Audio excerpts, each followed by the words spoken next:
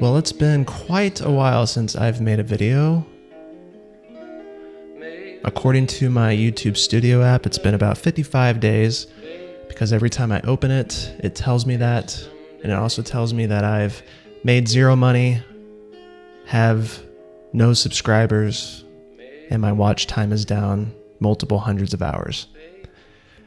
As you can see behind me, I have been trying to sequence some photos for the project that I've been working on, Articles of Virtue. I know absolutely nothing about sequencing photos. I've watched some videos, I've looked at photo books, I've watched Alex Soth's course multiple times now, and he goes through all his photo books and talks about why he shot things, why he decided this photo over another photo, why he decided to go from this photo to the next photo on the next page. And it's just a learning process, and I'm definitely realizing some things as I put them on my wall and actually look at them, but thought I would go over some of the first few images that I think might potentially be a sequence and just kind of talk through some of that. So this first photo that I have, there's pretty much two photos that I want to have in the book that kind of encapsulates the whole entire project. In this first one, I kind of wanted to start off with this portrait of Jason in his backyard. You can kind of tell the landscape of things, these rolling hills, wooded areas. You can tell that it might be a little bit cold, so it gives you a sense of location.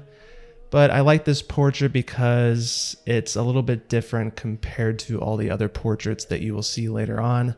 And I'm not sure on title pages or how it's going to start off specifically. That will come much later on, but I am pretty set on just having one photo per page. I think 2 photos per spread work a lot in other books, but I'm not sure if it works for this specific project. But the next photo that I kind of had the idea of is just having something like this that gives you another idea of location. It says St. Louis Assembly 1 on the hat inside this car. And it also gives the viewer the impression that it's going to be portraits. It's going to be wide portraits as well as still lifes like this.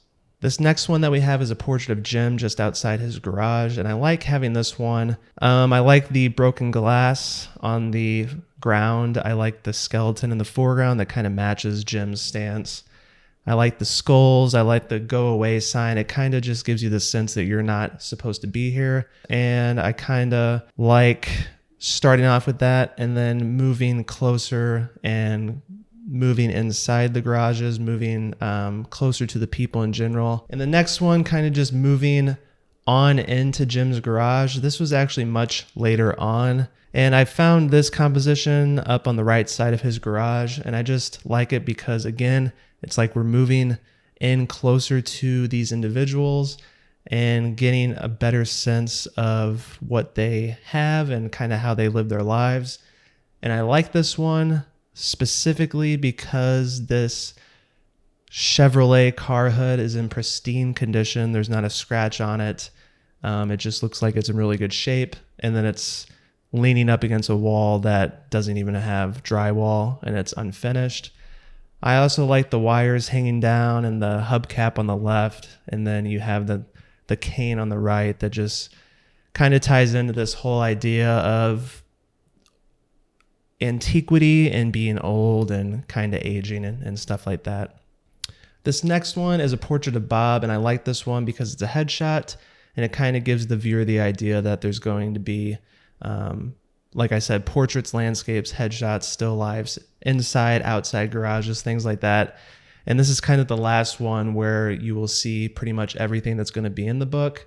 So we kind of know everything that's going to come after this. And I just really like this photo just because I think it's a nice portrait. And then I wanted to move into this photo again inside another garage.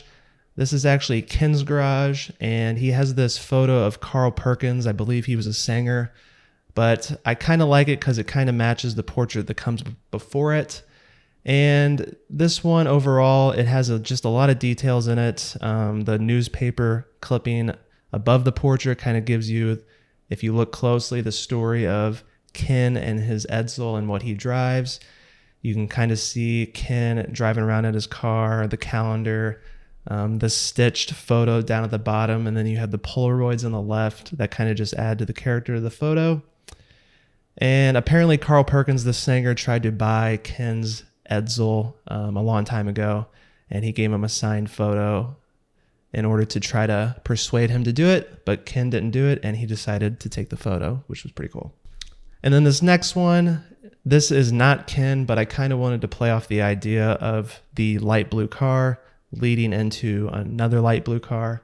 And this one is probably one of my favorites. I took this a long time ago on the Pentax 6.7, and this is probably the second person that I photographed for the project.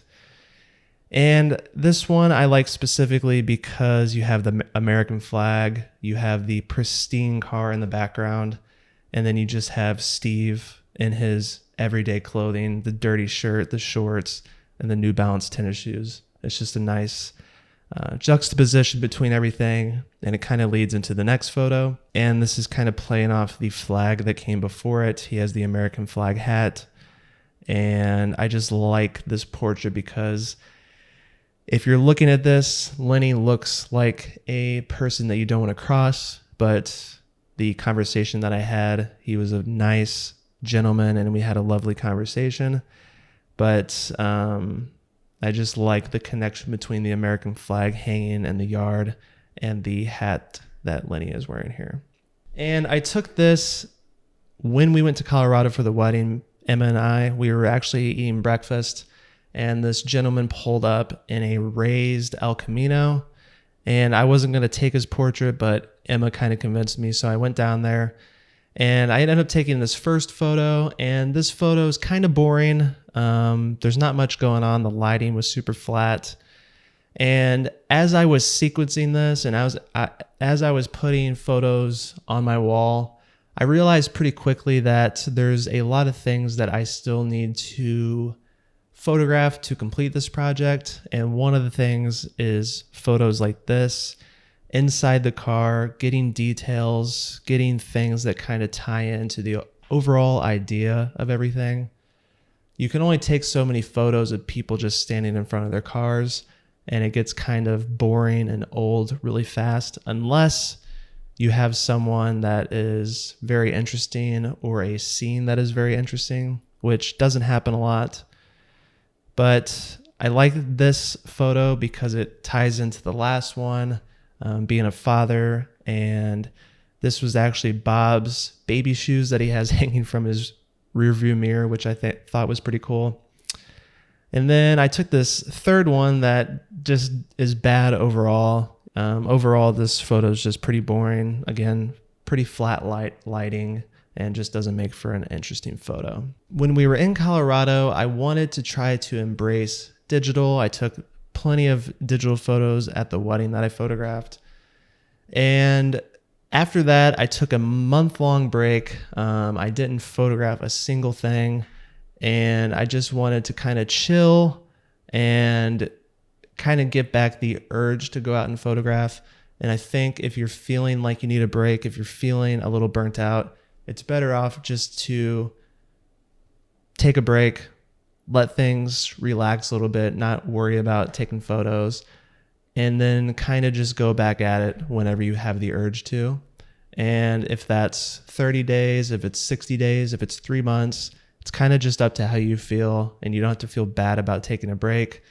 I was talking to Bray and Logan Baker over Zoom the other day, and I kind of acted like, when I was talking with Logan for the Analog Artisans episode, he said that he didn't want to do YouTube forever, which I understand. But I think if you look at YouTube as if you're going to do it forever, and if you look at your photography as look at it like it's a lifetime goal, then it's easier to take a month-long break, a 2-month-long break, a 3-month-long break, and you're not going to feel like you're falling behind or missing out on anything. So that's kind of how I looked at this. I said, I'm going to be doing this for the rest of my life until I can't walk.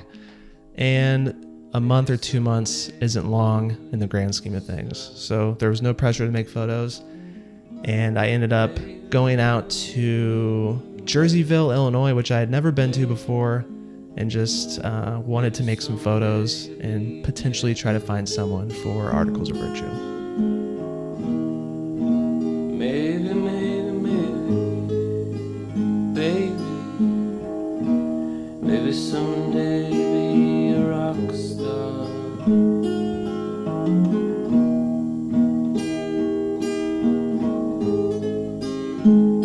And when I got to Jerseyville, it was actually raining, and I came across this light blue Mustang, and I didn't even think about it. I just quickly turned around. I parked at this church just up the street, and when I got out, it was raining a little bit heavier, and I thought about not doing it and waiting another day, but I just said, fuck it. I'm just going to knock on the door, just see what's up.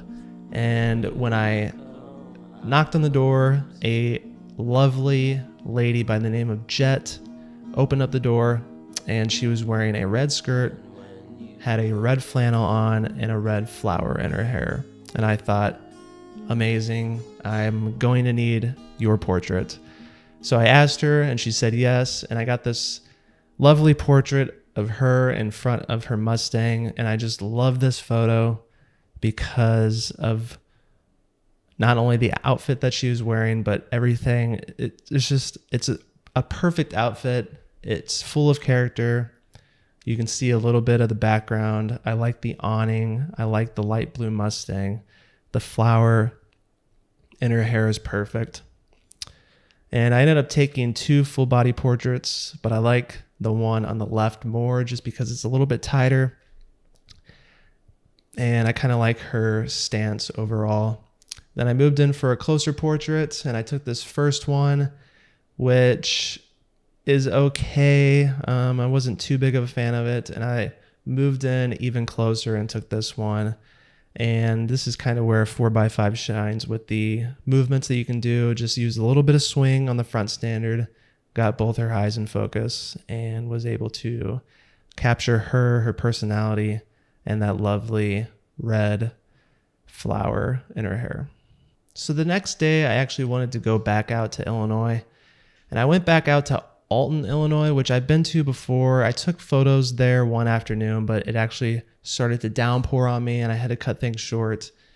And I went out there with my digital camera as well as my Pentax 6.7 and some projects that I've seen recently from other photographers, specifically Matthew Genetempo with his new book that I just bought, which I hope to have soon. But you can tell that it's just black and white film. You can tell it's probably medium format. It's not large format. You can tell the photos are made much more just of the moment, not set up, things like that. There's a lot of movement. And I just wanted to walk around with no restraints, not have to worry about a tripod, not have to worry about carrying a wooden camera, a lens, a cable release, film holders, things like that. So I walked around with my digital camera with a 35mm lens, and I walked around with my Pentax 6.7 and the 105mm lens and HP5 film. And I took some of these digital photos, and I gotta say, some of them I like, and some of them are they just have that boring digital look. And I don't know what it is with digital and film. I've tried to match them up. I can match up black and white pretty well. Color is just a whole nother level. I've never been able to match color like Portrait 160. It just kind of always looks off. But black and white, when I looked at these digital photos, I was like, they look pretty good. I can definitely see myself walking around and taking some black and white photos in digital. But when I got the Pentax shots developed in my sync with HC110, those just have a different kind of life and character to them. And I took these at different times of day, so that might be a little bit of why they look so different. The sun decided to come out really harshly in the afternoon, but these photos that I got are just exactly what I was looking for when I took out the Pentax, and it definitely makes me excited to shoot more photos with that camera, with that setup, and kind of get a whole different look at the world compared to a 4x5 camera. This one of the window, which is a tighter crop, as you can see, the one on the left is the picture that I took, and then the one on the right is the crop that I made. I think it just makes it a little more dramatic with the light and the shadow falling on the wall. And then I really like this one of the building with the power lines, just the sharp contrast of everything, the super black blacks and the super bright whites. And one of the main reasons that I decided to keep the Pentax was because of the 105mm lens and the look that it gives for portraits. And I wanted to use that for weddings in particular, and I actually got to use it on a wedding last week. These photos I took with, again, HP5 rated at 200, and my God, I just love the look that it gives off. It's very 4x5-ish, and it's HP5 is just a lovely film to use. In Kyle McDougall's video, he showed that you could literally overexpose it 6 to 7 stops and it'd be fine. But I like shooting it at ISO 200 and then developing with HC110 for about 6 minutes, dilution B. And it just gives me really great results. Love these photos that I got. And when you can compare to digital, again, it's very close, but I am always just drawn to the film and I'm drawn to the Pentax shots. And it's just nice. I'm glad that I didn't get rid of the Pentax. I'm happy that I'm getting a little bit of a wider lens for it. And the last thing that I wanted to say is I feel like a lot of YouTube photographers get a lot of flack for being more influencers than photographers. And I used to talk a lot of shit on people, and I would talk a lot of shit on popular photographers. So I know how it is, and I know how you can kind of feel like you're not being heard and things like that. But I don't know where everyone got this idea that YouTube is this super serious place where people only make super serious work and put out their best work, because I put my best work on my website. That's where my portfolio is. I put some of my best work on Instagram.